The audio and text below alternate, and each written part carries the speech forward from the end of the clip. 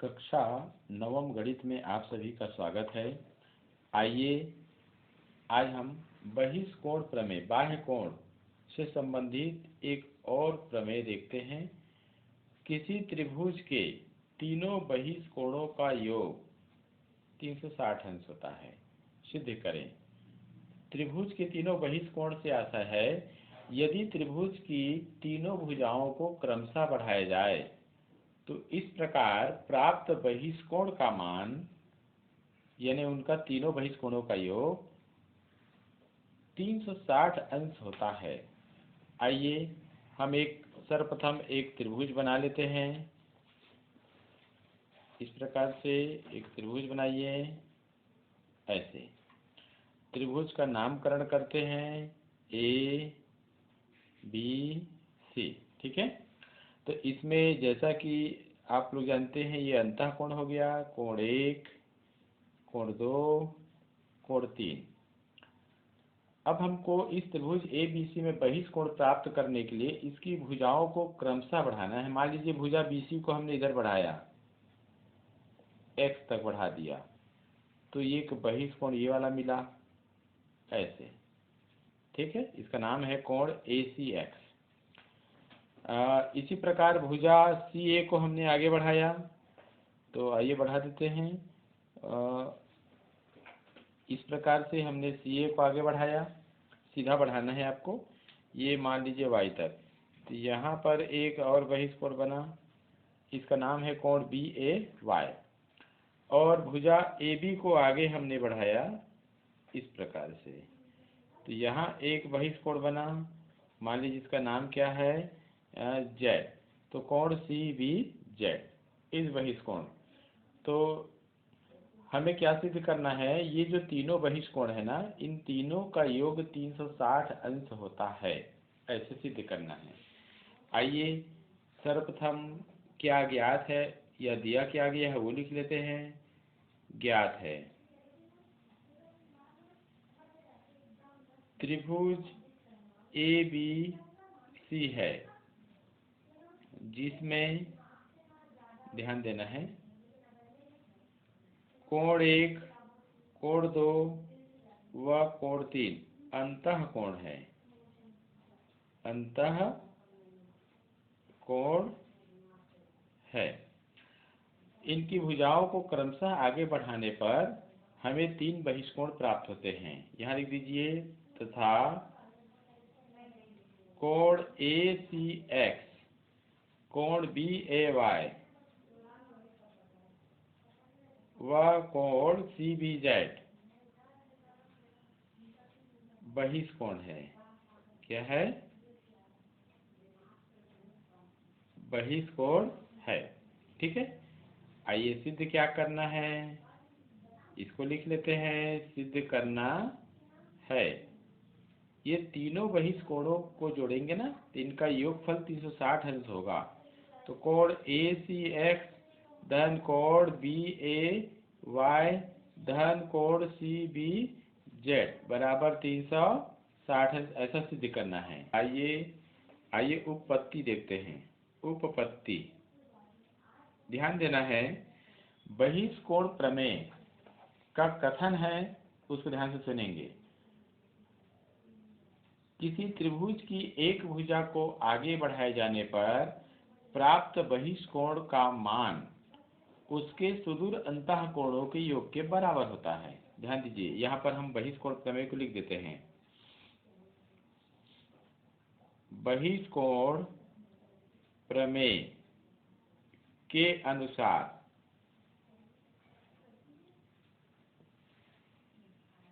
किसी त्रिभुज की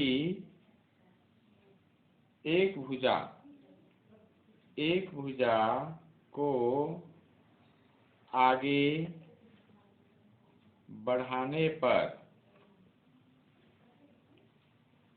प्राप्त बहिष्कोण का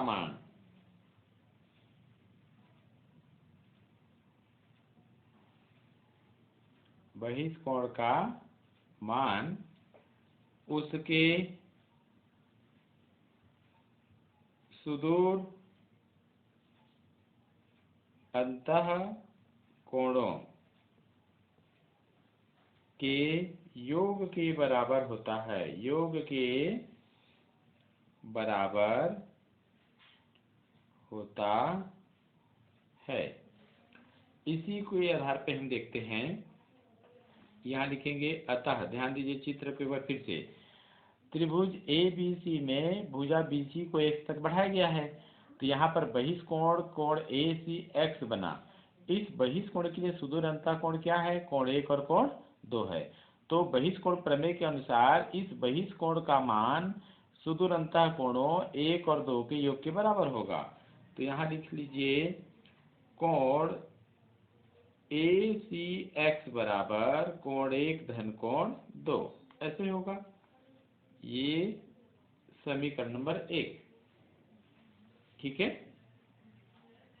इसी प्रकार से ध्यान दीजिए, त्रिभुज ए बी सी में भुजा सी ए को आगे y तक बढ़ाया गया है, तो यहाँ एक बहिष्कोण बन रहा है बी ए वाई। इस बहिष्कोण का मान इसके लिए सुदूर अंतः कोण कोण 2 व कोण 3, इन दोनों के योग के बराबर यह होगा। तो यहाँ लिख देंगे कोण बी ए वाई, कोण बी ए वाई बराबर कोण 2 धन कोण 3। इसको समीकरण 2 नाम दे देंगे, ठीक है। तथा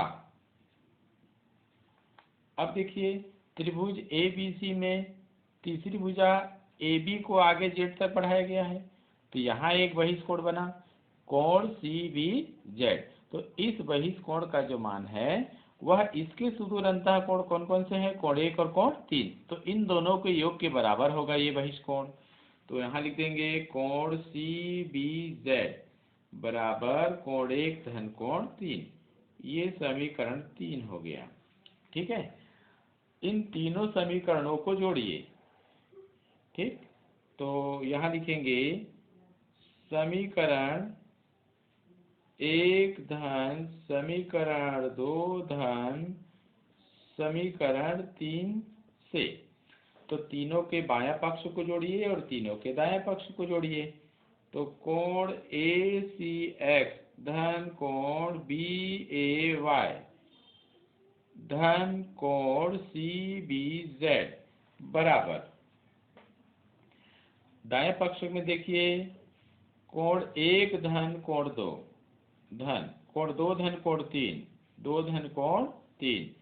फिर इसको देखिए कोण 1 धन कोण 3, इस प्रकार से।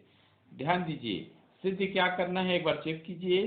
कोण ए सी एक्स धन कोण बी ए वाई धन कोण सी बी जेड, और यहाँ पर क्या आया है?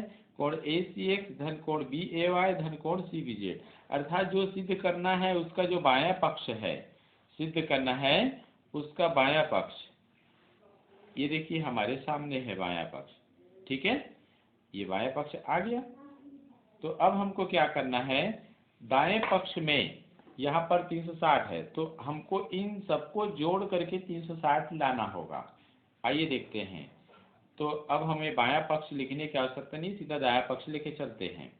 कोण 1 और कोण 1 2 बार आया है, तो इसको लिख देंगे 2 गुणित कोण 1, ठीक है। कोण 2 और कोण 2 2 बार आया है, तो लिखेंगे कोण 2 गुणित कोण 2, दोनों को हमने जोड़ दिया। कोण 3 भी 2 बार आया है, तो 2 गुणित कोण 3, ऐसे तीनों ही कोणों में, तीनों ही पदों में 2 कॉमन है, तो 2 को कॉमन लीजिए।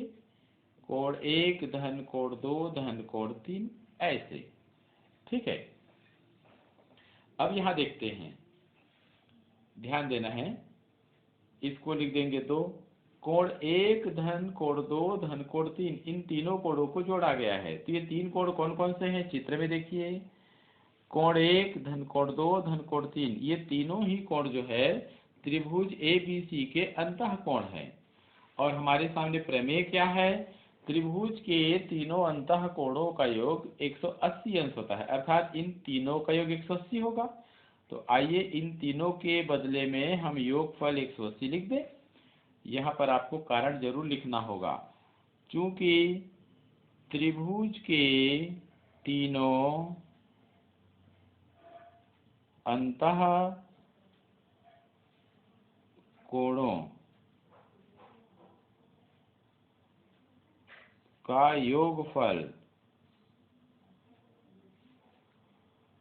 180 अंश होता है। ये भी एक प्रमेय है। ठीक है, तो इस प्रकार से हमने यहाँ पर क्या किया, त्रिभुज के तीनों अंतः कोणों का योग 180 अंश, तो ये तीनों के योग में 180 लिख दिया। अब इसको आप गुणा कर दीजिए तो ये हो जाएगा 360 अंश। देखिए हमें सिद्ध क्या करना था, तीनों कोणों का योग 360 अंश होता है, ये आ गया।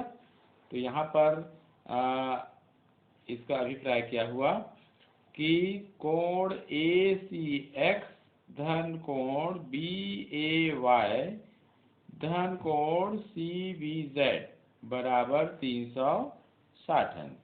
तो इस प्रकार से 360 अंश आ गया, है ना। तो यहाँ पर आपको विशेष क्या ध्यान देना है, अच्छा ये इसको आप सिद्ध हो गया लिख सकते हैं, सिद्ध हुआ ऐसे। ठीक, तो ये प्रमेय आपको सिद्ध करने के लिए भी आ सकता है परीक्षा में, अथवा इस प्रकार के जो सवाल है इससे संबंधित वो आपको पूछे जा सकते हैं। आपको इस प्रमेय को ध्यान में रखना होगा। ध्यान दीजिए फिर से, त्रिभुज के तीनों अंतः कोणों का योग 180 अंश होता है, परंतु त्रिभुज के तीनों बहिष कोणों अर्थात बाह्य कोणों का योग 360 अंश होता है। आपको भूलना नहीं है। ठीक है, तो इस प्रकार से ये प्रमेय आपको बताया गया है। इसको आप बार बार प्रैक्टिस कीजिए और इसका आप लाभ उठाइए। आप इस प्रमेय को एक दूसरे तरीके से भी सिद्ध कर सकते हैं, मैं आपको संक्षेप में बताऊंगा। जैसे त्रिभुज ए बी सी में ध्यान दीजिए, कोण 3 और कोण ए सी एक्स, ये दोनों कोणों को मिला देंगे तो ये रेखीय युग्म अभिग्रहित बन रहा है। तो रेखीय युग्म अभिग्रहित से ये दोनों कोणों का योग क्या होगा, 180 अंश होगा। आप समीकरण 1 नाम दे दीजिए।